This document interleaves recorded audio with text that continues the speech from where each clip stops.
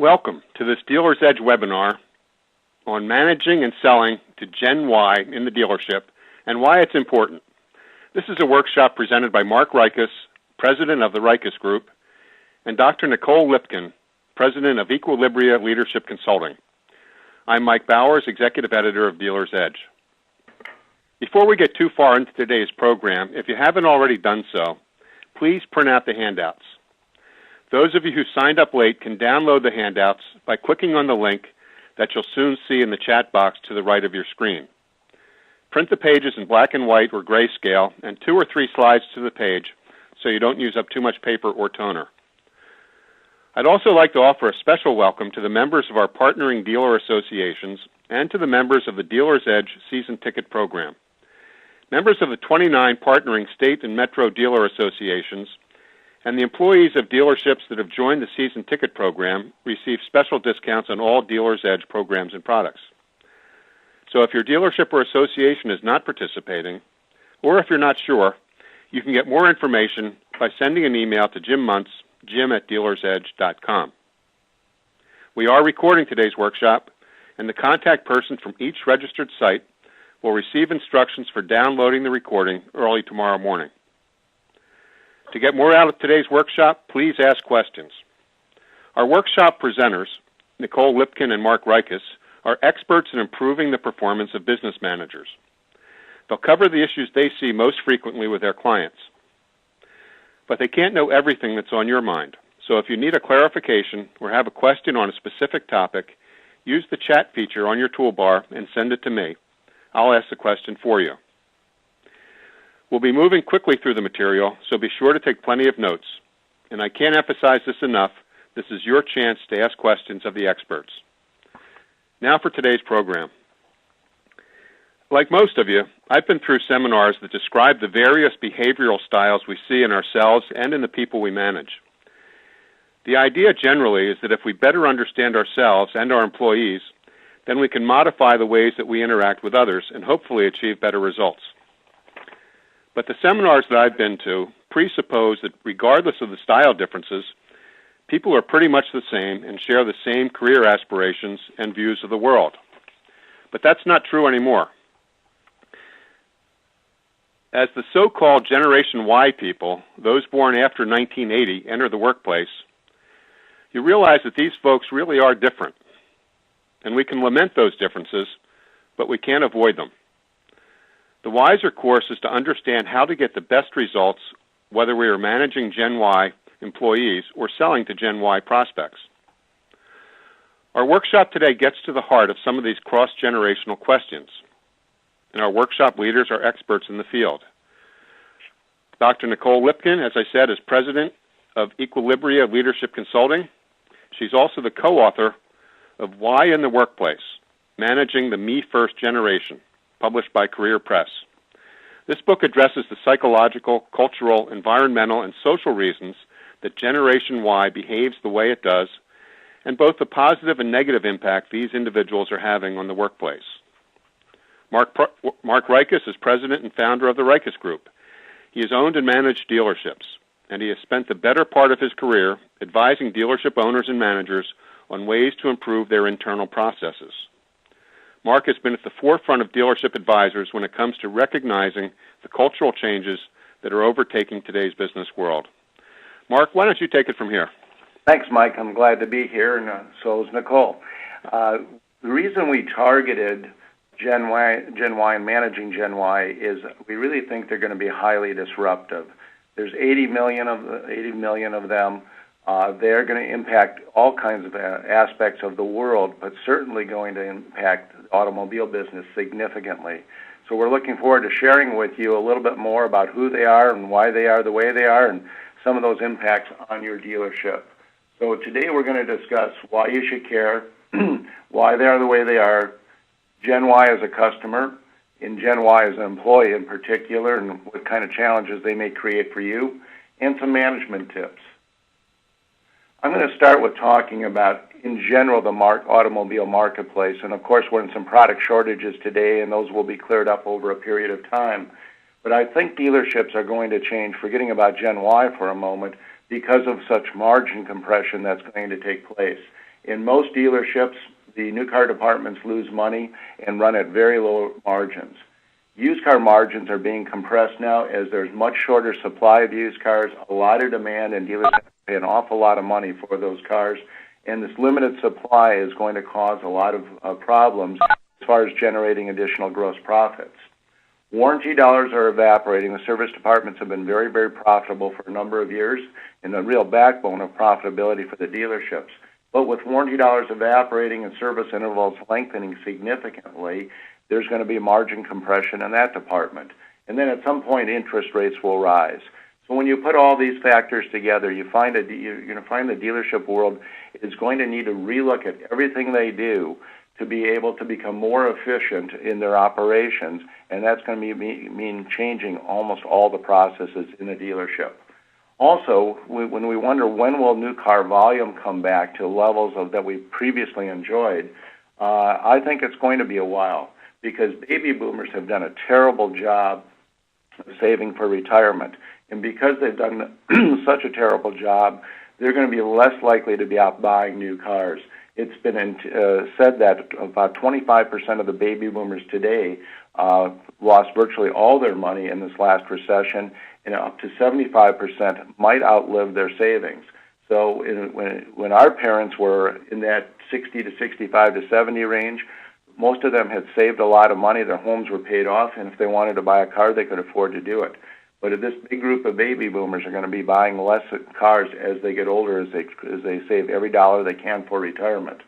Gen Xers, there's around 46 million of them, about 80 million baby boomers, about 80 million Gen Yers. There's about a third less of the Gen X.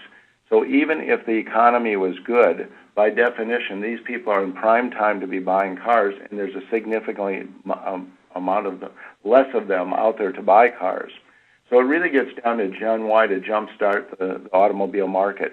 Today, Gen Y buys 1 out of every 4 new cars, and Deloitte has said by the end of 2012, 2 out of every 5 auto shoppers will be Gen Y. So until Gen Y gets fully employed, starts raising families, I think it's unlikely that we're going to see a 15, 16, 17 million car year again.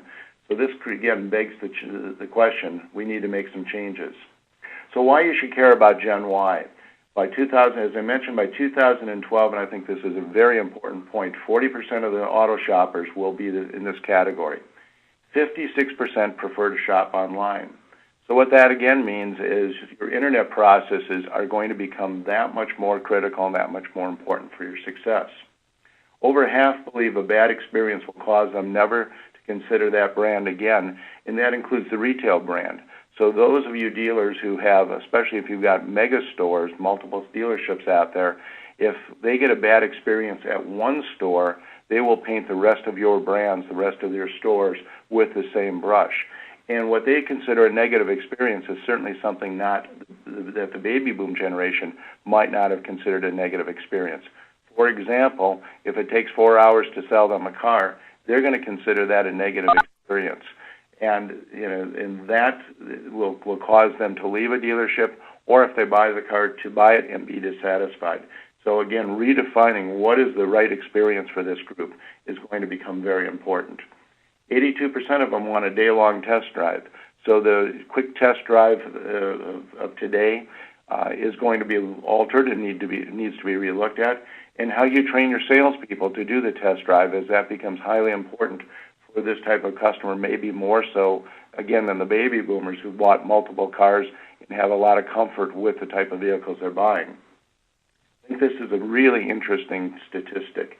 61% influence the parents' buying decision. So although today about 25% of the market is baby boomers, they're influencing a significantly higher amount of people as they work with their parents and help them understand how to shop for a car, what the best car might be for them. So they're very influential with their parents.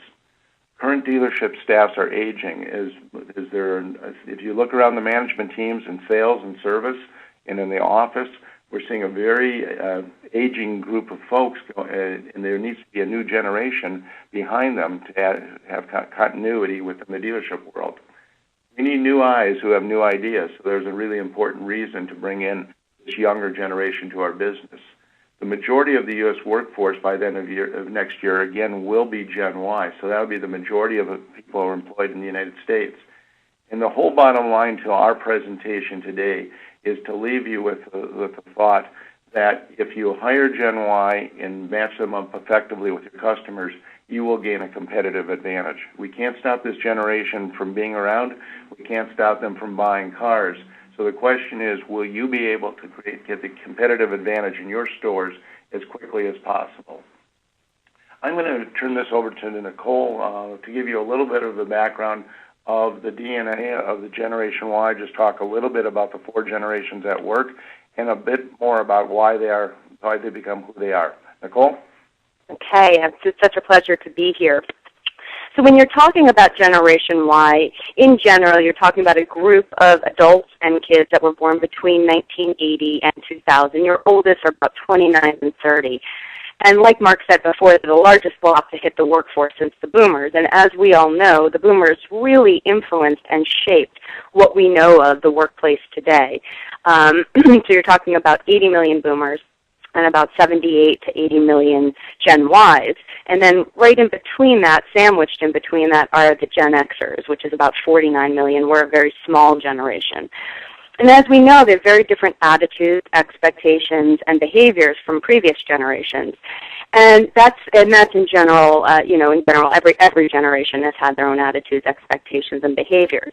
But it is the first time in history that we have 4 generations at work, which obviously is creating some challenges, but also creating some great opportunities for the generations to work together.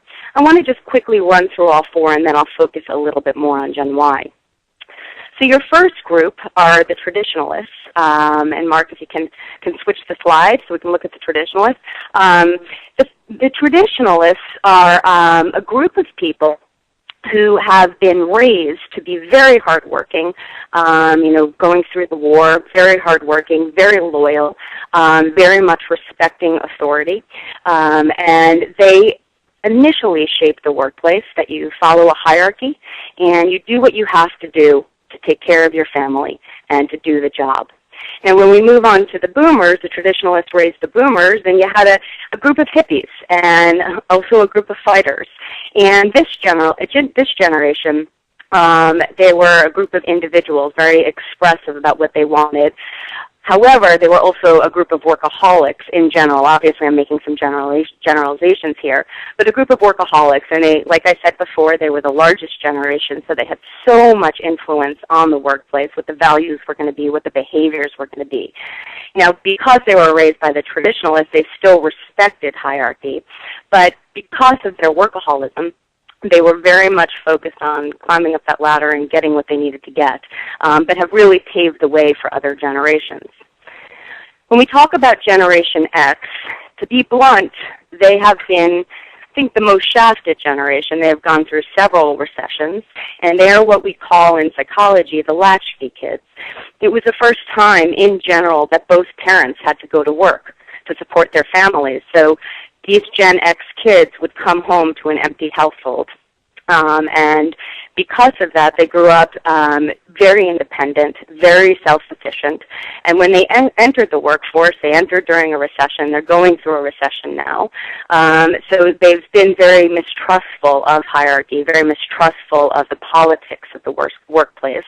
And they were the first group of true entrepreneurs with .com, the .com boom and all of that. They were truly a group of entrepreneurs and were very quick to jump ship if things weren't going the way they wanted them to go. So they're very independent and very self-sufficient. However, the important thing to keep in mind about the Xers is that they were supposed to be rising to leadership positions at this point, but the boomers, because of the economy, have not moved out of their positions.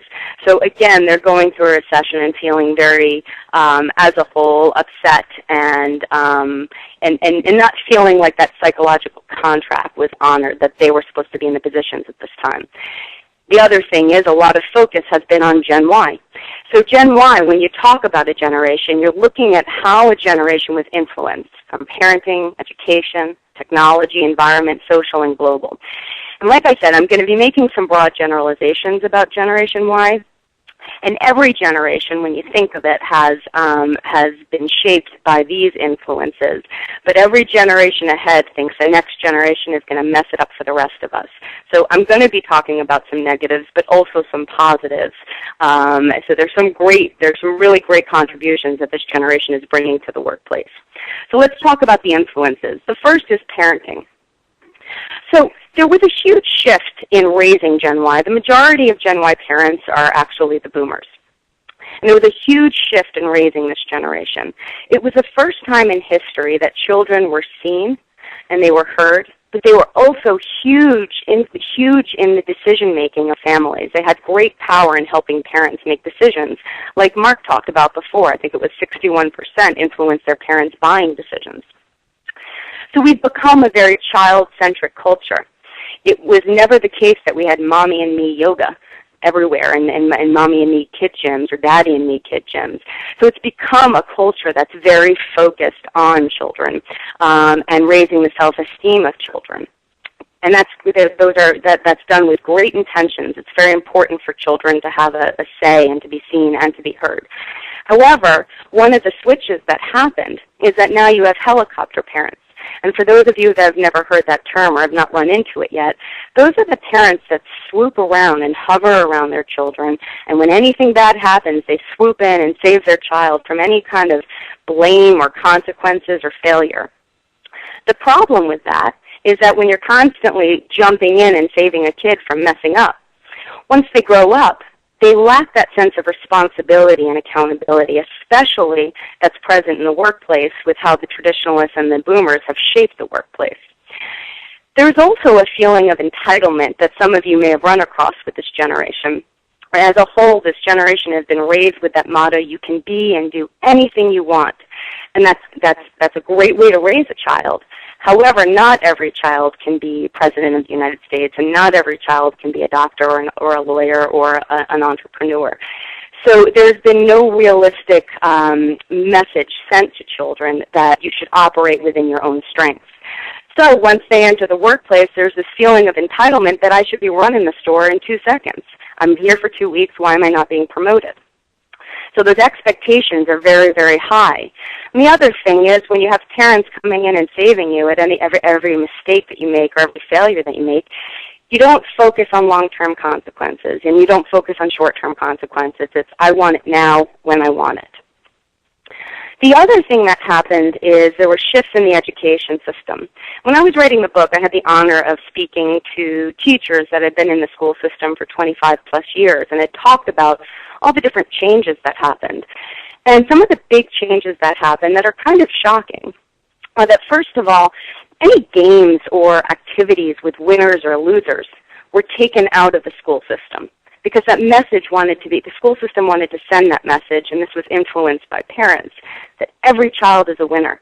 I've even heard of some Little League soccer teams taking out goalies so no side will win. It's just about the sport. The other thing that's happened with the education system, and some of you might know this, is that all of a sudden children are being rewarded for mediocre behavior or for expected behavior like showing up to class or turning in your homework assignment. The problem with that is that when you're behaving in a mediocre or average way and you're being told you're a winner or being told you're being given a gold star, as you grow up to be an adult and enter the workplace, you're expecting these gold stars left and right. And as some of you might have found or been frustrated with, there's that expectation for feedback and reward and recognition at every corner from Generation Y employees.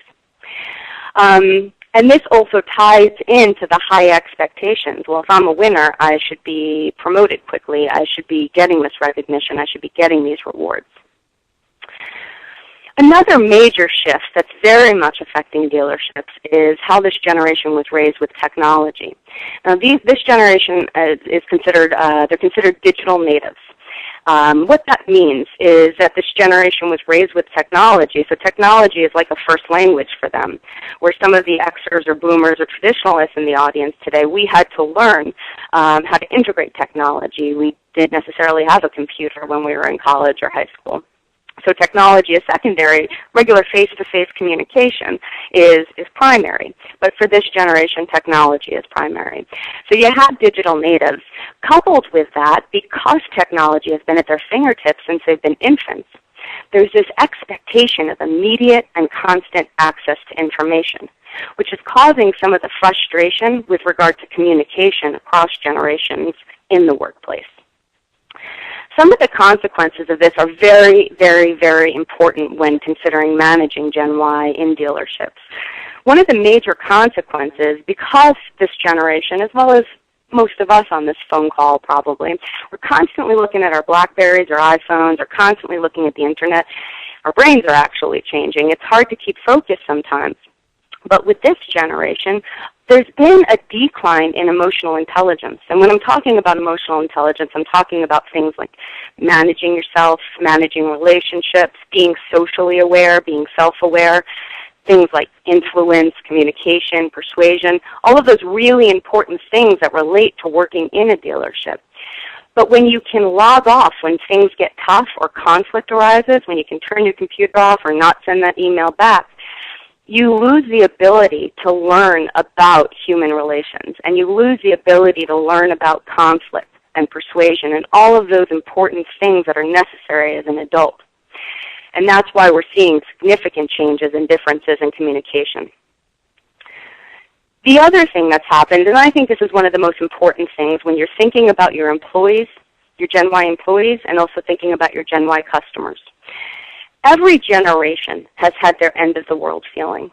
The older boomers were hiding under their desks during bomb scares, and then they were all gathered together and shown 16-millimeter films about what happened. This generation, just like every other generation, has had their end-of-the-world feeling too. During their formative years, during their childhood and teenage years, depending on the age, they watched the planes crash into the World Trade Center. They watched the Columbine shootings, and many walked through elementary schools with metal detectors. Now, obviously, everyone's experiences are relative to their own generation, but those experiences were pretty hefty. The difference is that no parent could protect their child from the access of information to what was happening. So after 9/11, if we all think back to our experiences of that, many of us were probably vicariously traumatized from watching that over and over and over on the television for years, actually. This generation, so imagine a child or a young teenager not having the words to communicate that and having constant access to that. So now, as your 20-somethings are entering the workforce and thinking, you know what? I don't know how long I'm going to be here. I don't want to wait till I'm 65 to retire. I don't want to be a workaholic. I want to live my life now, and I want a job and a career that offers me that flexibility. And some of you on this phone call right now might be dealing with that frustration when you have worked certain days and certain hours, and there was the expectation, and you followed what was expected, but then you have these young guys and girls coming in and saying, no, I don't want to work Saturdays, or I don't want to work in the morning, or I don't want to work in the night. I want to do this now, or I want to travel, or I want more vacation time or flexibility. And that's where that comes from. The other issue is social influences. Bottom line is the hippies raised the hipsters. And like we all know, the hippies were very socially conscious, but the hipsters are very socially conscious but have way more power and influence because of technology. And they use technology, obviously, in their social interaction. Face-to-face interaction is equal to interaction over the Internet. It's just as close, so you have these global networks. So this generation has incredible reach and incredible power and influence, and that's something to keep in mind when managing your customers as well as your employees, because you can really tap into that influence and power. They have global networks. The other thing that's very important for dealerships to keep in mind is it used to be that when your parents bought Coke or Pepsi, you would favor Coke or Pepsi. This generation chooses their products based on the company's financial values, global values, environmental and social and community values. So if they're very value-ridden by how companies are operated, they certainly aren't going to work for a company or a dealership that doesn't share their environmental, social, global, community values. They want this to be part of their lives and part of their jobs. So what does this mean for dealerships? This means a lot, and I'm sure many of you on this phone call are experiencing this. There's intergenerational differences with communication, with work ethic, with workplace politics, loyalty, and expectations. There's challenges, and then there's some benefits that you can really tap into. Thanks. So let me hand this back to Mark. Thank you, Nicole. Again, I've heard Nicole do this part of the presentation many times, and I just always find it fascinating to start to really deeply understand why this younger generation is the way they are. I want to start off with, the question I always get is, well, how will I find them? How will I recruit them? And here's an ad. You're going to be able to download this, but here's an ad that my clients who've been very good at recruiting Gen Yers have used very successfully. It runs on Craigslist, and it's basically recruiting for a customer service representative. So we don't say automotive, and I'm sure most of you know Craigslist is free. So what we do is we're looking for a customer service representative because I'd like to have more women apply than men. We structure it to say women and men and college preferred. And I can guarantee you we run this with the Rikess Group dealer clients. Our dealers run this every weekend and get a tremendous amount of applicants, especially from Gen Y. We're going to talk a little bit about structural changes that need to be made, but if we don't start to work on getting into between a 40 to 45-hour work week, you won't get the applicants you want, and if you try to hire them, you won't be able to retain them. We want to talk about the benefits of working for a stable family-owned business, the different benefits that you offer, whether it's medical, 401k, paid training, which I'm going to talk about in a moment, and the ability to make $40,000 to $50,000. Back not too long ago, we always talked to salespeople that you can make $70,000, $80,000, $100,000. Well, that's not happening as often, and the younger people would be thrilled to have jobs making $40,000 to $50,000. So this ad will pull people in. Compensation, and how do we compensate them? I'm just talking about the variable department right now, the sales department. If you're going to try and compensate them as a percentage of the gross, they won't stay. You won't have success with this generation. And as I said, this is a very disruptive group, but there's a competitive advantage to bringing them in. So for starters, you're going to need to offer them a training salary. What we find that tends to work is at least $2,500 a month for at least 2 months. And when you think about it, probably the cheapest thing you can do is to pay any of your new salespeople not to be out practicing on your guests, but in fact, slowly train them in, slowly work them into your sales rotation. It takes a long time to learn the product. Let them be helpful to your senior salespeople, and slowly break them into your rotation. And you need to pay them about $2,500 a month, depending on the market you're in. Base salary and volume bonuses is another good way to go. So some kind of base salary and then flat fees for volume bonuses is good compensation. Let me share with you a compensation plan we just ran into from a large dealer group, and many of you know many of my clients are one-price dealers, but this dealer group's got about 10 stores in one community. They're now hiring only Gen Y, virtually only college graduates. They have about 60% women, and they're paying $14 an hour with no commission for selling the cars, and they've got a waiting list to come to work for that group in that store. The only thing that they get a bonus for is if the team, and there's about 4 or 5 people on the team, hit certain performance metrics in accessory sales, back-end numbers, CSI numbers. So the team works together, and Gen Y likes working as a team. So if this $14 an hour seems to be a magic number. The typical Apple employee in an Apple store gets about $14 an hour. A Best Buy salesperson who's doing well on their floor gets $14 an hour, and none of them are on commission. Also, this group really wants a career path. I think if you get a great takeaway from this presentation, it's going to be how do we start to create a career path for our people. So some of what can create a career path based on certain performance standards. They get a more flexible work schedule based on performance standards. Again, maybe it's 6 months out, hitting certain numbers, a level of numbers. They get their own personal marketing allowance. They get unique training programs. They get to become mentors, let's call it a year out, when they've hit certain performance standards. They get to be a mentor, and then they get a little bonus for being that mentor. They get salary and or hourly increases over a period of time. They get additional benefits, a dental rather than as part of the medical benefits. Obviously, they can move up into management, which is part of a career path, and many of them want time off for volunteering. So here's some ideas of how you can create a career path that's not just moving into management, but giving them little bumps that they can say, I achieved this next level, because this is a group that really wants to be career path driven. Nicole, I'm going to turn to you to give about a couple of different management tips that might help our group. Okay, and I actually just want to add one thing to what Mark said. You know, this is an incredible time for dealerships. It's a sad time in a way that Gen Ys are the ones that are being most hit with the recession and not being able to find jobs. But it's a wonderful opportunity for dealerships to look at their approach and again understand why they are the way they are, and rather than being frustrated, look at how to bring them in. Because the other thing, this benefits all generations. The bottom line is this generation speaks up loudly, but the truth is, who doesn't want flexibility and who doesn't want to experience things and have different opportunities in their place of employment? So when you're talking about managing your employees, especially your Gen Y employees, one of the most important things to look at is what your engagement procedures are like.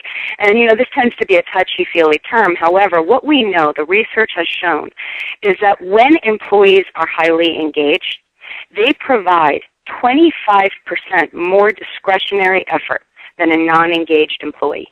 25% more. Who doesn't want that? It's pretty amazing. So your employees that are engaged will go 25% over what a non-engaged employee will do.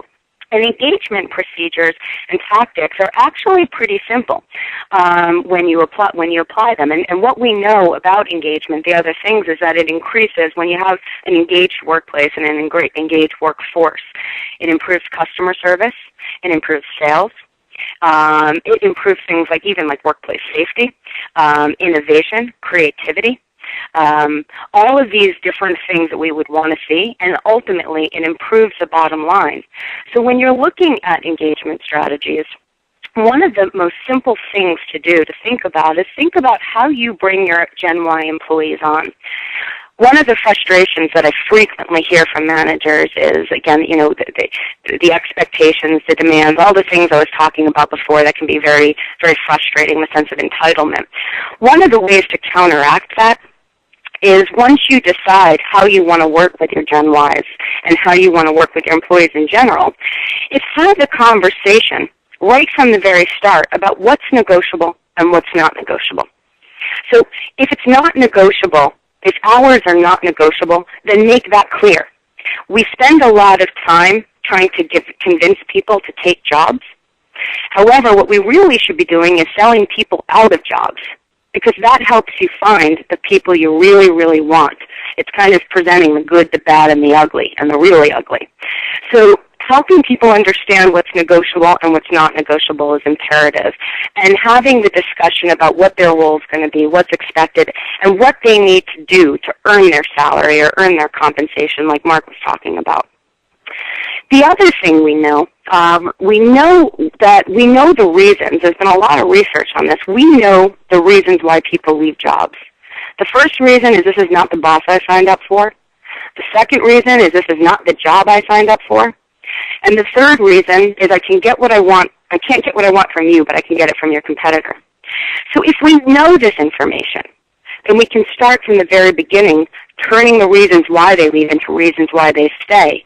And that ties very much into your engagement strategies.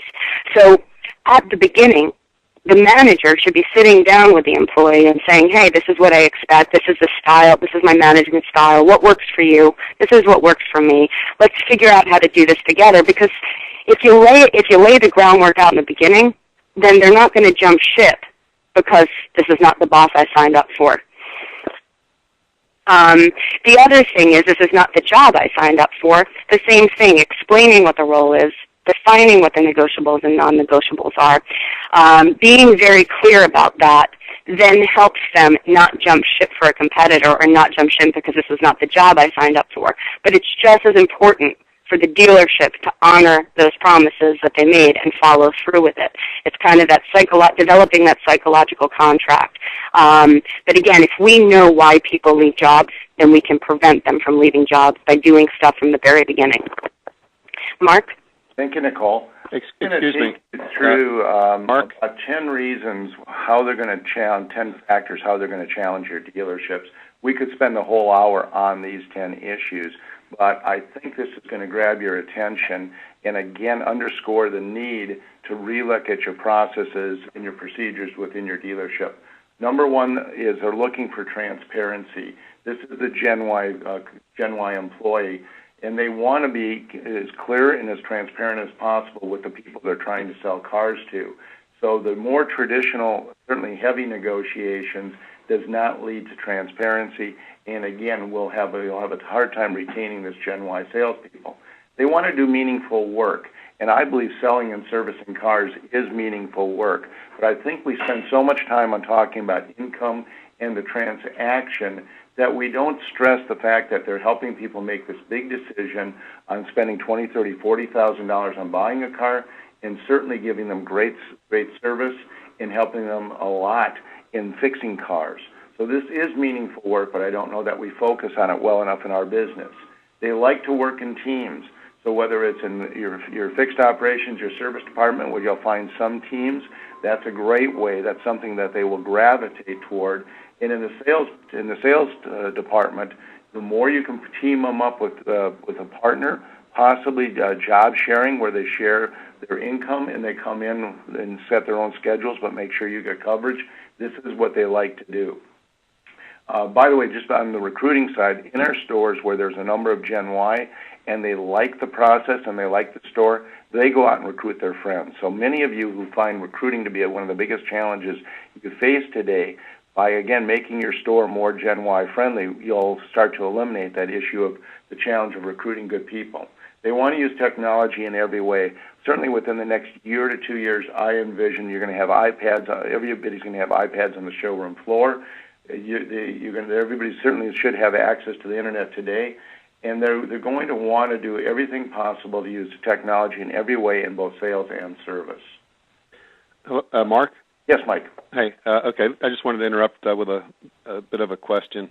I guess, first of all, one of my first thoughts is I feel conflicted listening to the presentation so far, and that part of me says, boy, is there some way that I can just avoid dealing with these Generation Y people because they're so different from me and from everything I've learned over the years, but I can't. Okay, that more and more the Generation Y types are going to be dominating the customer ranks and the employee applicant ranks. So what I'm hearing is that I'm going to need to change the way I do business. Is that correct? Yeah, this is, when I started the presentation, I talked about disruption. Mm-hmm. This is a group that is disrupting everything in society. It's the smartphones, the mobile phones. Nicole talked about the brand preferences. So as you look out in society, all businesses are changing to start to cater more toward a generation that we know what the havoc the baby boom wreaked going through society. Now businesses have learned from that, and they're making everything much more Gen Y friendly. The green movement that you see out there is really dedicated not just to be good citizens, but it's dedicated to connect with Gen Y. So the dealerships that get the need to completely start to re-engineer their processes to be more customer friendly, and this is the biggest customer group you're going to find, will gain competitive advantages. This will be painful. Okay. I want to add one thing to this. I think what's important, first of all, understanding that this industry is not alone. It's happening across the globe and across industry. So you guys are not alone. But one of the things to think about, it's not only a generational issue, it's a shift in business mindset. Because the truth is, if you were actually to think carefully about it, no one has the time to sit in a dealership 4 to 6 hours or whatever it might be to buy a car. And everyone, the majority of people are doing their research online and coming in as knowledgeable customers versus relying on what the salesmen or the service people tell us. So this is a change in business mindset, and it's affecting every generation and every customer. People want to know different things about cars because they're coming in already educated. And changing the processes is also about the other generations and how people are shifting and what people want. We're all influenced by technology at this point. We all want things done quickly. We all are very overworked and busy. We don't want to spend all that time. So we're coming in as educated consumers. And Mike, I'm going to go sort of warp speed here so we have some time for Q&A. Okay, all right. And buzz through the rest of the presentation. We talked a little bit about a career path. Again, this challenges the dealership. They want constant creative and instant coaching.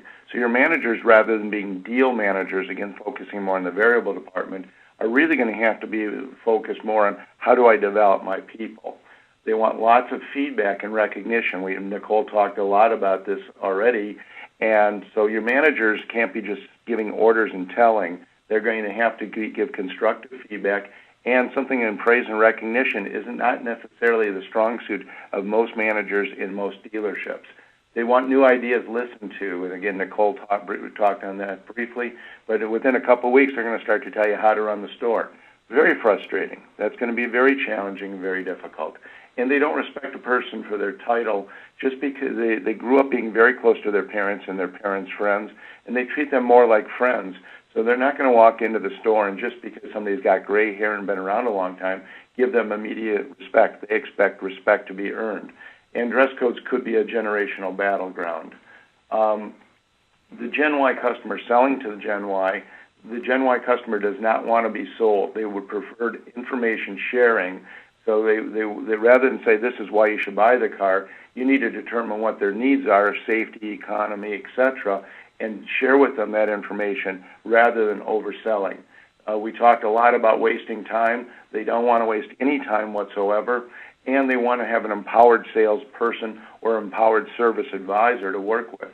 They want transparency. Again, this is the customer. They want accurate information. They're mistrustful going into almost any business. And again, our business, because of our previous reputation, they're going to be even more mistrustful starting out.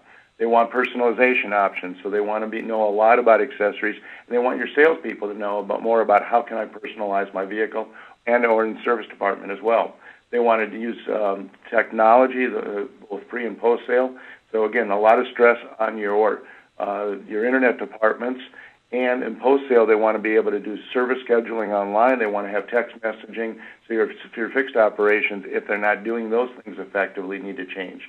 You want to emphasize safety advantages of the brand. They're much more safety conscious than any other generation. So your salespeople really need to understand the safety advantages of the products you sell. They want to see a strong social presence. It's likely they'll go to your social website, such as Facebook, before they go to your regular website. Anything you can do to emphasize what your dealership is doing to be more green will help you sell them cars and keep them as service customers, and they expect Apple-like treatment. So the good news is grosses can be higher because they customize their cars, they buy more accessories. It's likely you'll have higher grosses, and certainly as they're more first-time buyers and their parents would be willing co-signers because they're so close to their kids, it's highly likely you'll have better back ends and a deeper finance penetration with this group. As you know, you're getting more and more smaller fuel-efficient vehicles. This is a group that wants those type of vehicles. So, when you start thinking about the baby boomers and many Gen Xers rejecting the smaller cars, you're going to have a much better opportunity to sell these smaller cars to these folks. They're colorblind and gender blind, so they get along better with anybody that could be walking into the dealership and their coworkers. And if they have a great experience, they're going to post it on their own social sites, driving more referrals to them. So social media is a way of prospecting for them as well. Well, what you need to sell, it's my belief that you've got to have a strong presence of Gen Y salespeople to sell to Gen Y, or you'll be at a competitive disadvantage. So some of those reasons are they get the information in the same way. They use technology in a similar way. They use social media in a similar fashion. They listen to a lot of similarity in music. They're gamers, the view of society, and their technology and customization of the vehicles All these things, the first rule of selling is finding common ground, and I don't see the basic baby boom salespeople being as effective with the Gen Y salespeople because of these factors. So to summarize, we need to recruit and retain a Gen Y sales force to gain a competitive advantage. Dealership management must change from the traditional processes and structures to get this competitive advantage. We need to adapt and leverage technology. We need to adapt and leverage salespeople, your people. We need to be more flexible. And the bottom line is you can't change a generation. So, Mike, I don't know if you've got some questions. I would love to hear 10, 15 minutes to see if you've got questions or the audience does. Okay. All right. Let's talk about, I'll go back to one of the analogies that Nicole made earlier, and that's the idea of no scorekeeping. Kids are raised, and there's no scorekeeping in the games that they're playing. Everybody gets a trophy for showing up. Is there an analogy there in a car dealership? Because my impression of the car dealers that I've worked with is it's all about scorekeeping. How do you reconcile those two things up front? That's a very, very interesting question, Mark. Because actually, okay, so that happened in the school. You took out your winners. Everyone's a winner all of a sudden. But you also have the biggest gamers on the planet who are very competitive and who are constantly keeping score. And that's why dealerships have such an advantage in their recruitment strategies at this point, because it is very much about winning and selling the most at the current structure. So again, having competitions, doing things that are going to motivate this generation, having competitions, but at the same time having access to volunteering opportunities, having the ability to really work with customers to let them know more about the technology that's available in the cars and service plans and all of that stuff, allowing them really to kind of go beyond what the traditional sales process has been. It's truly going to make this a very attractive field for them to engage in. So yes, on one token, all the winners were taken out and everyone's a winner. But when you think when everyone thinks they're a winner, they also become very competitive. Also, to hitchhike on that, the two of the characteristics you need to look for when recruiting Gen Y are, did they play sports? Now, and the good news, again, with this generation is women played sports just about as much as men played sports. So you want those people that have some of those competitive juices. And number two, were they social? Were they active in their high school or college fraternities? Did they establish some good social skills? President of their fraternity or sorority. Those kind of indicators will tell you they want to come out. They're social. They like to sell, and they're competitive. So it's a whole. Mike, that's a great question. It's a whole different way to look. But I'm going to again look at other industries. When you go to an Apple store, when you go to Best Buy, you'll find, I was just in a Home Depot and saw a lot of Gen Yers in Home Depot. They can sell. There's a segment of the population that has natural selling skills and likes the idea of making sales. But it is non-traditional. And also, we've talked about the Gen Yers having been shielded from failure while they were younger, coming into an industry that the automotive retailing is just the nature of it is that there's high levels of rejection experience if you're going to be selling cars, and regardless of what you call it, you still have to sell the car. How do car dealers, owners of dealerships, and dealership managers reconcile those two things? I think that is an absolutely wonderful question and very difficult predicament, because I think that's where it is a management issue, and that's where I think some of the biggest frustrations will come from. There are a lot of different management strategies. Obviously, we don't have much time to go into them today, but there are a tremendous amount of management strategies that dealership managers and owners can learn and can develop when working with Gen Y employees to reduce that frustration, but also to empower and encourage them to do a better job. There's ways to give feedback. There's better ways to do performance reviews. There's great ways to motivate people based on human nature, how we operate, the human psychology, all of that. There's incredible management strategies that really can be applied that don't cost money and that don't take a lot of time and actually are probably more effective than the frequent negative feedback that we give people. Again, we don't have too much time to go into that, but there are absolute ways to manage that. And I think, again, our experience where we've got good Gen Y salespeople, they have a fairly good closing ratio. Let's call it 30%. That's 3 out of 10. Okay. If they're consistent in making their presentations, which they like to do, and they can make them relatively quickly, streamline the overall presentation, and then, as Nicole's saying, this is where managers need to get in, give good feedback. They can certainly go in and do a TO. They certainly can get involved. But I think getting in baseball, if you get 3 hits out of 10 at-bats, that's a pretty good job, and I think that same analogy holds true. So, again, I'm going to go back to you want to find people with natural sales skills who like to sell, and people, again, who've got good social skills and good competitive skills. So your recruiting and your testing, your profile testing that's out there becomes even more critical with this group. And to check in Nicole's comment, and the manager's ability to give instant coaching, to give recognition, to praise, and to have consistent training is what's critical for this group. And really, when you think about it, virtually any group of salespeople. So do you see us car dealers taking down the sales leaderboards? I think competition is fine. I think, again, that there's nothing wrong with that. But I'll tell you, as I mentioned in this presentation, everything indicates they like to work in teams. So I don't know that you want the individual sales leader boards, but having teams competing against each other in some fashion. I don't know that you'd want to have winners and losers, but to recognize those teams of salespeople is much more important. Quick anecdotal story. One of our clients that has 60% of their sales staff is Gen Y.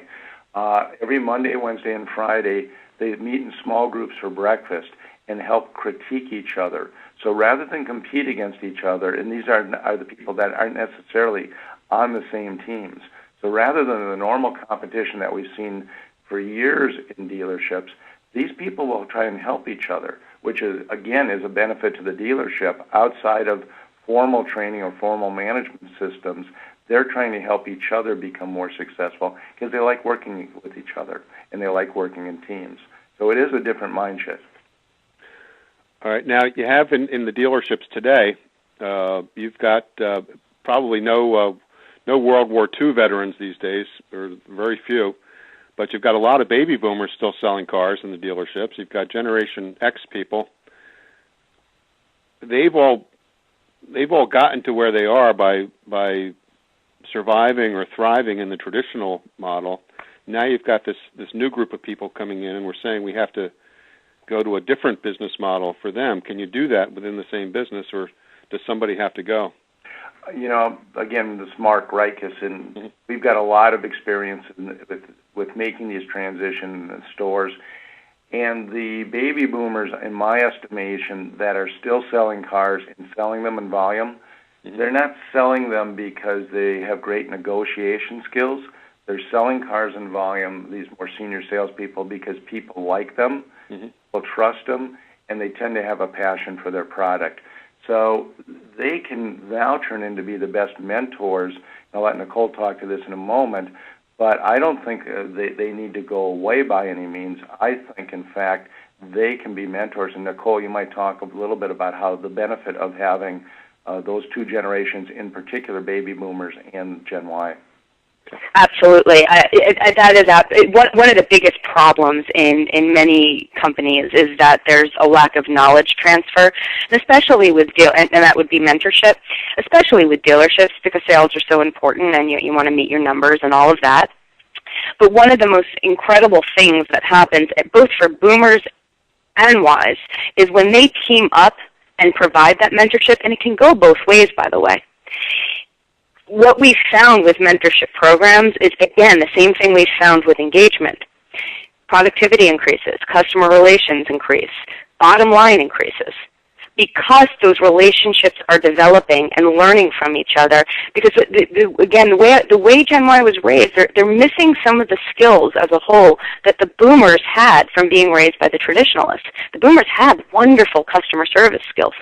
They have that ability, they have that emotional intelligence, ability to communicate and form relationships, and the patience to form relationships that are required in the sales process. That information is vital to pass down. And when you think about it, if you can step outside, it's leaving your legacy. This generation's taken over whether you like it or not. And it's important to decide how you want to leave your legacy and who you want to develop to take over your legacy. And even if you're a salesperson, even if you don't have ownership in the dealership or the company, who do you want representing the next generation of salespeople? So that mentorship relationship can be incredibly powerful, but it is left up to management and leadership to make the decision that is going to be a process that's going to be implemented. So do I need new managers then, or do I need to send my current managers out for some retraining? I think it's a little bit of both. Certainly, we'd like to do some of the retraining. Sure. A quick plug for Nicole and myself, because that's what we will do. So I think there's a retraining opportunity, but I do think there needs to be an aggressive recruiting opportunity for Gen Y to build the next generation of sales managers. As an industry, we've lost a generation of sales managers. If you think back 10, 12 years ago, dealerships in general did not do a good job of recruiting people in their early mid-20s to sell cars 10, 12 years ago. So there's a dearth of talent in that mid-30-year-old today. So again, where we've instituted this Gen Y work in dealerships, and they're bringing in a lot of 25 to 30-year-olds, within a couple of years, they can start to move into management. So it really needs to be that combination, and especially ones where I've got more managers that are starting to look like my customers. And I think, Mark, based on what you were saying, managers, people can be trained. People can be developed. It's how the training is provided, and learning better recruitment strategies, learning better engagement strategies, learning different management tips that aren't going to take much time out of your day, but are going to make a huge, huge difference. Learning about mentorship programs. I mean, that's what Mark and I, train on. These things can be developed, and it's, again, like I was saying before, it's not only going to help your Gen Y employees or sales to Gen Y customers, it's going to help your Xers, it's going to help your boomers, it's going to help everyone. Okay. Mark or Nicole, have you looked at how the shift into Generation Y affects people who work in the service department?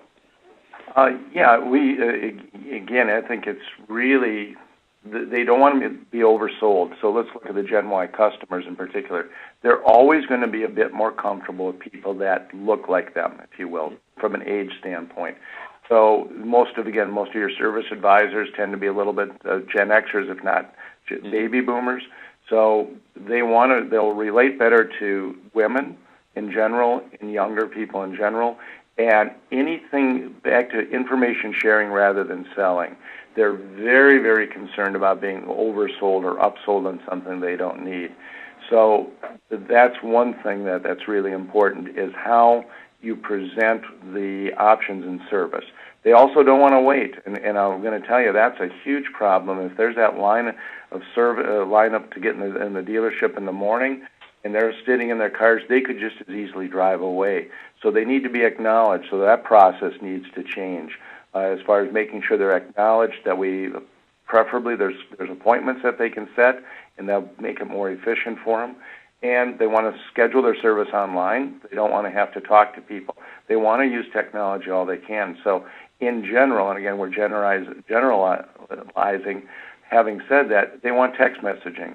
So you have to find out, how do you want to be communicated with? We've got a question for you to let you know your car is done.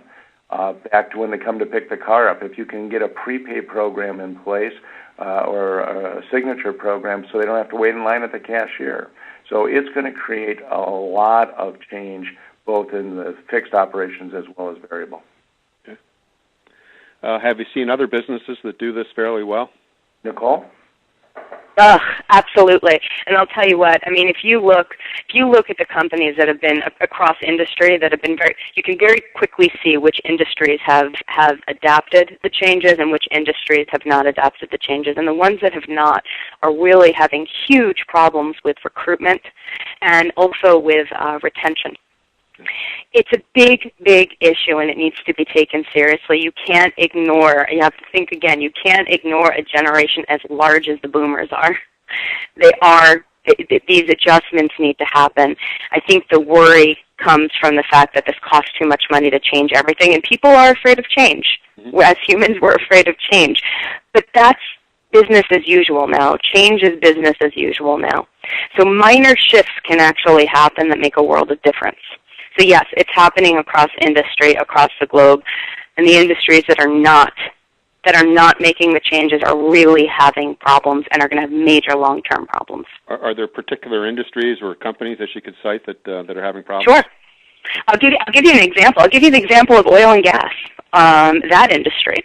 It's been very slow to move. It's been a very traditional industry. Because they haven't, again, that value thing comes into play here, because big oil and big gas have behaved relatively badly. Not all, but some have behaved relatively badly. The reputation has been somewhat spoiled. And because they have not instilled, they refuse to change from their traditional hierarchical ways of functioning, what they're finding is they are struggling, this industry is struggling to find geologists, because the percentage of students that go to school now to be geologists that would work in the oil and gas industry has plummeted drastically. So they can't find talent anymore because people don't want to work for that industry. But you need people to work in that industry. You need people to come in and then to eventually take over. So there's a crisis going on in that industry.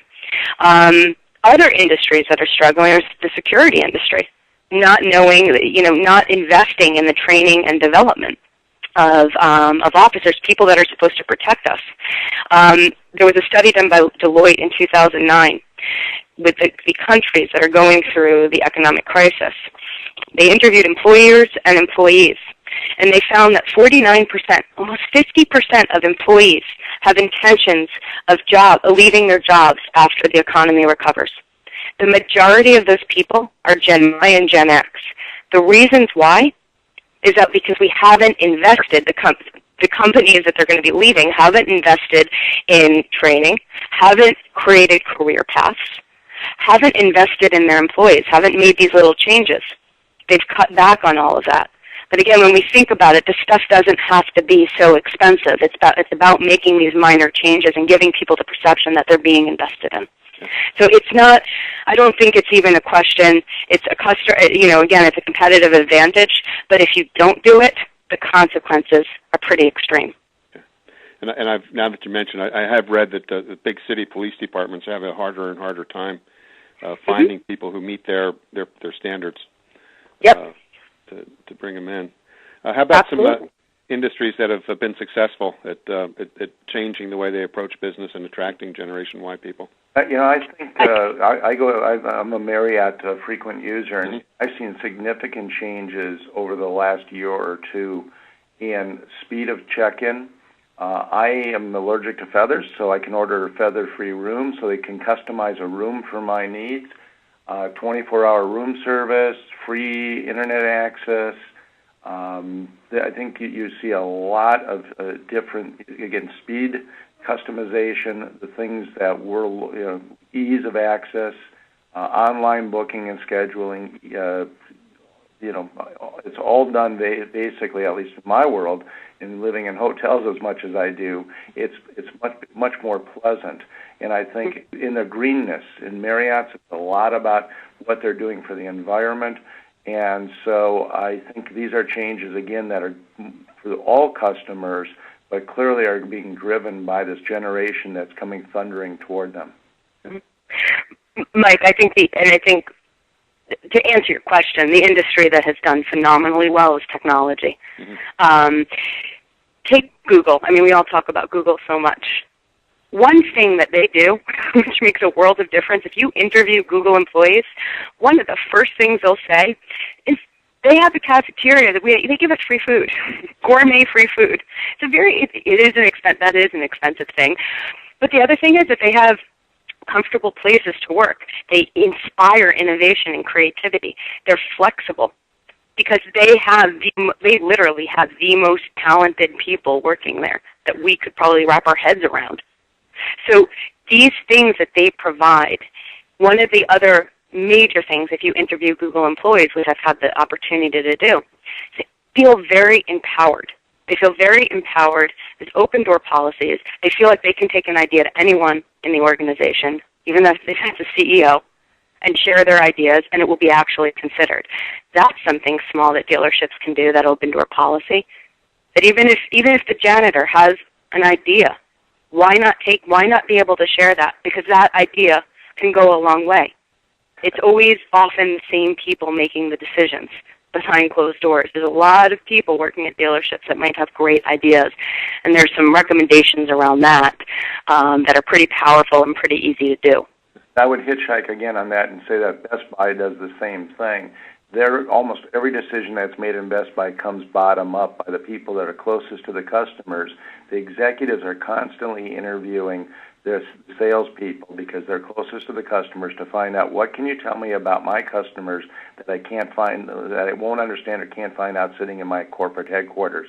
So it's a bottom-up decision-making, or at least bottom-up idea generation, that helps change the policies and procedures of the organization, whereas, again, in the dealership world, they tend to drive the decisions down, the ideas down, rather than talking to the people at all levels that are closest to the customers. Mark, could you go back to the compensation slide that we saw? Sure. Okay. There we are. All right. So this is a pay plan that you would recommend for dealers who are bringing in Generation Y people as potential sales people? Yeah, they're not going to want to try and make as much money as they can off their peers. In a compensation plan that's based on paying them on the gross, you're really saying, I want you to make as much money as you can off of everybody you meet, and they're not going to do that with their peers. So it's okay to have a limited negotiations, and probably limited being the key word, but they need to have a training salary while you take the time to train them, and then it's salary and or hourly primarily. Okay, and so we get away from the percentage of the gross commissions. You will never retain the majority of Gen Yers, and you'll be in a competitive disadvantage if you don't start to retain those people. So again, what do you do as a dealership owner or manager, where you've got part of your sales staff and maybe most of it on the traditional pay plan, and you're bringing in new people on an entirely different Good question, Michael. You run two different pay plans? Yeah, you can. We've done this a lot with, again, our clients. So your senior people, there's a couple ways to go. You can say, here's what you've averaged per car. Call it $300, whatever it might be. As long as you sell the same amount of cars, you can't go backwards, and this is historically what you've made per car. It's one way to do it. You can leave them on the same pay plan and give them the new pay plan, whichever they make the most. Whichever one is most beneficial to them, they can keep. Again, I'm not too concerned about my more senior people. They're going to stick with you if they've been with you for a while. They're good at selling. Work it out with them. I'm more concerned, how do I get the new employee of today into my dealership and give them a compensation plan that will not only recruit them but retain them. So, again, my concern is just work it out with their senior people that are good, that deserve to have a compensation plan worked out with them, but focus, how do I attract and retain the newer employee? And the question of career paths. We said earlier that some of these kids think that if they've been on the job for a couple of weeks, they deserve a promotion. Not everybody can be a sales. Not everybody is cut out to be a sales manager. And even those who are, there are only so many jobs available. What's the? How do you handle that? Well, you got to find these what I'm calling bumps. But if they can still see my screen, at 90 days, if I hit certain performance standards, let's just go to a marketing allowance. I'll give you $300 to spend any way you want, as long as it's on marketing yourself. At 6 months, if you hit certain performance standards, we'll give you a little bit more flexible work schedule. At 9 months, if you hit certain performance standards, we'll give you a $2 an hour increase or salary-based increase. So you've got to say here, about every 3 months, hitting performance standards will allow you to become a junior salesperson, a senior salesperson, maybe different titles, along with these different bumps that can be aspirational for them. Maybe they can actually, if it's an internet, they can do some of the work from home. There's a lot of you can be very creative, but if you don't give them a path to follow, and they're not necessarily in the management because you only have so many positions available, it's less likely to keep them. Again, teams are a great way to go as part of this as well. And I think one of the most important things to consider is that also is part of engagement, fleshing out, obviously management leadership needs to decide what the career path can be within each position, but fleshing out what titles can be given out, what needs to be accomplished to attain that title, and setting up, doing goal setting with each salesperson, service person, whoever it might be. But that is something that highly engages. That's part of mentorship. That's a highly engaging management technique. But setting up these 3-month goals or whatever it might be and what needs to be accomplished, these measurable goals, and then revisiting them, not just like putting them on the shelf and letting them go. This is the kind of stuff that increases loyalty. This is the kind of stuff that increases retention. Mike, I'm going to have to sign off. This is Mark again, so I've got another conference to participate in. But again, on behalf of Nicole and myself, we certainly want to thank your company and thank the audience and listeners for taking some time with us. And certainly they can reach out to Nicole and I with additional questions and or to talk about how we might help them in the recruiting and retention of Gen Y employees. Okay, before you run, Mark, what is your email address in case somebody wants to get in touch? My phone number is 323-463-2373. It's the Rikess Group if you want to look us up online. And my email address is mrikess@earthlink.net. That's mrikess@earthlink.net. If you go to the Rikess Group, rikessgroup.com, you'll also find information about our company. Okay. And Nicole, how do people get in touch with you? I'm going to sign off, Mike. All right, Mark, thank you. Hi, Mark. My telephone is 215-370-5564. My website is www.equilibrialeadership.com, which is EQUILIBRIA leadership.com. And my personal email is Dr. N. Lipkin, so DRNLIPKIN@gmail.com. Okay. All right. Well, it looks like that brings us to the... John, do you have any questions at your end? No, sir. Okay, so that looks like it brings us to the end of the question portion of the program, and we are just about out of time anyway. So I want to thank everybody for joining us this afternoon. We had a nice audience, and I hope you enjoyed it. Reminder that we did record today's presentation, and the contact person from each registered site will receive instructions either later today or tomorrow morning about how to access the recording. I'd also like to offer special thanks to Mark Rikess of the Rikess Group and Dr. Nicole Lipkin of Equilibria Leadership Consulting for joining us today and sharing their expertise and for putting this presentation together. Thank you very much, and I hope you can join us next week for next week's webinar. And this is Mike Bowers with Dealer's Edge saying goodbye. Good afternoon.